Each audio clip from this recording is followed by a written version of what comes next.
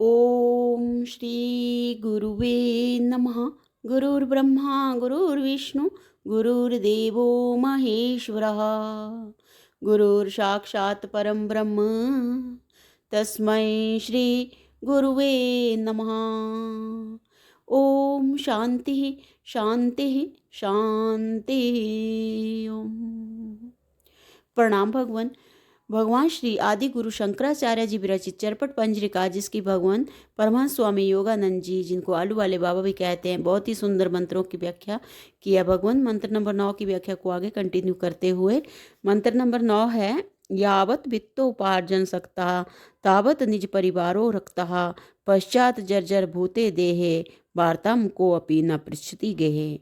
तो इसमें वहाँ स्वामी जी बता रहे हैं इस मंत्र में कि भाई जब तक मनुष्य जो है वो धन कमा कर लाने में समर्थ होता है, तब तक उसका परिवार जो है उसके अधीन होता है और उससे प्रीति भी रखता है।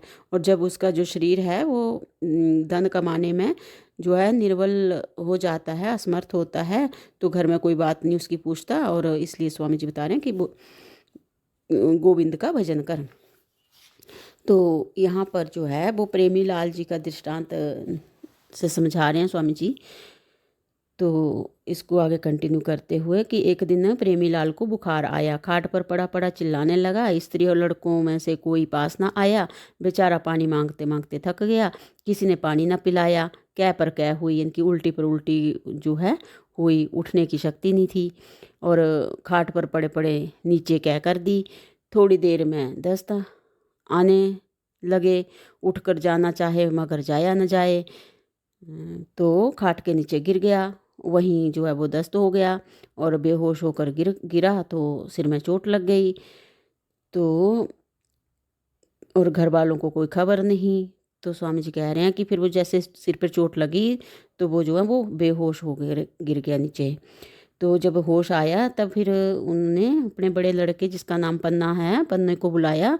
तो पन्ना आया, परंतु दुर्गंध के मारे पास ना आते हुए दूर से ही भाग गया और बूढ़े की बात सुनने को भी खड़ा नहीं रहा वहाँ पर। और जाकर अपनी माँ से कहा।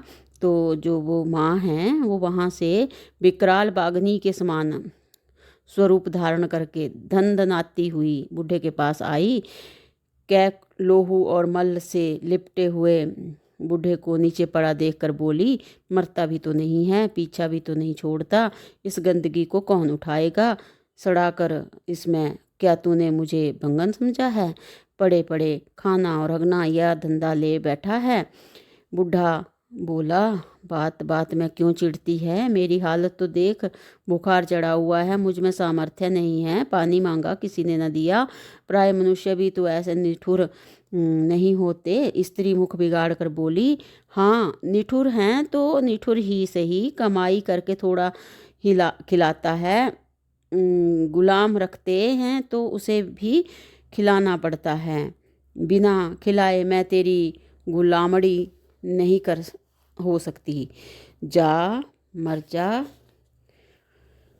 मुझे तुझसे कुछ काम नहीं है। ऐसा कहकर स्त्री वहाँ से चली गई। पास वाली एक परोपकारिणी बाई ने ये सारी बातें सुनी। वे बूढ़े के पास आई और कहने लगी, प्रेमी काका आपकी यह क्या हालत है? बूढ़ा सिर पीट कर बोला, बेटी कर्मों का भोग है।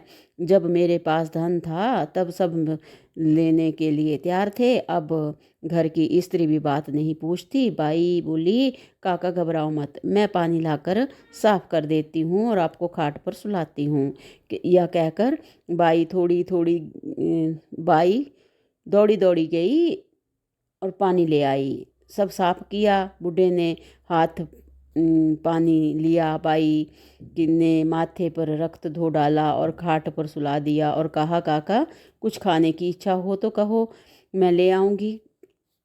तो जो बूढ़े काका हैं वो बोले कि नहीं, मुझे खाना नहीं है, लोटे में पानी दे दे। तो परोपकारिणी बाई ने ऐसा ही किया। बूढ़ा थोड़ा निश्चिंत होकर सो गया।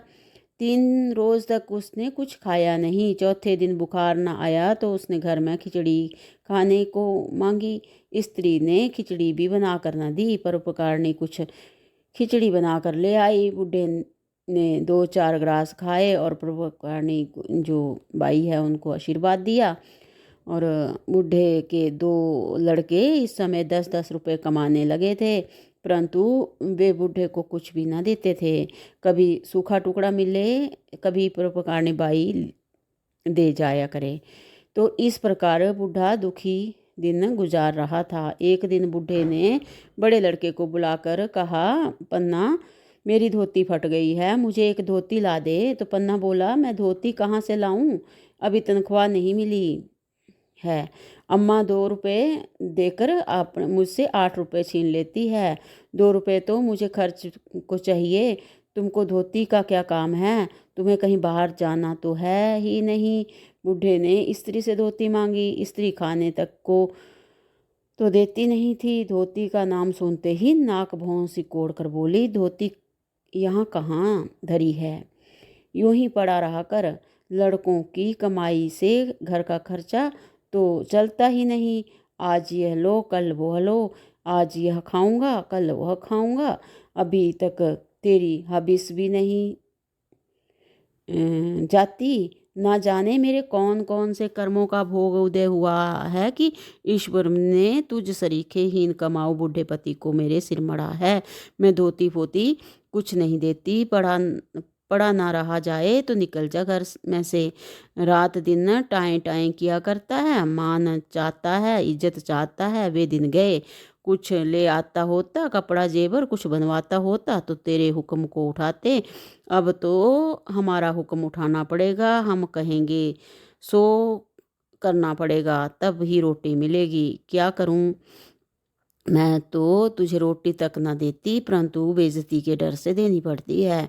बूढ़ा भी ताव में आकर बोला, जिंदगी भर लेती रही, खाया पिया जेवर बनवाया, सब कुछ किया कराया, मिट्टी में मिल गया।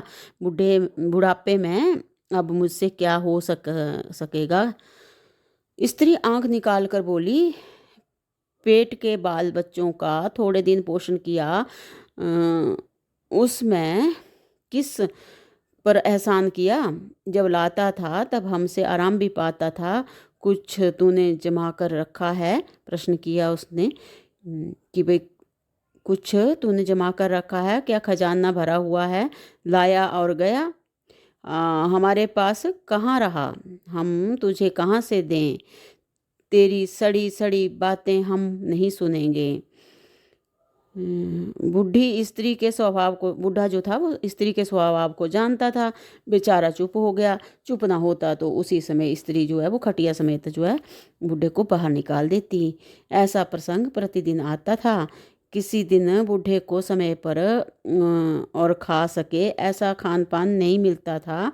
कपड़ों का दुख अलग, मच्छरों का अलग दुख अलग, मनुष्य शरीर में ही उसे नरक के दुख का अनुभव होता था।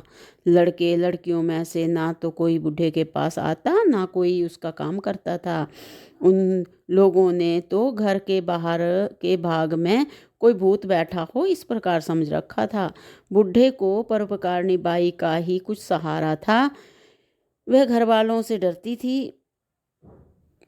जो परोपकारणी जो बाई है, स्वामी जी कह रहे हैं कि बूढ़े को बस उसी का सहारा था, पर वो भी जो थी वो घर वालों से डरती थी, क्योंकि बूढ़े का कार्य करते हुए देखकर वे उसे कटु वचन सुनाते थे।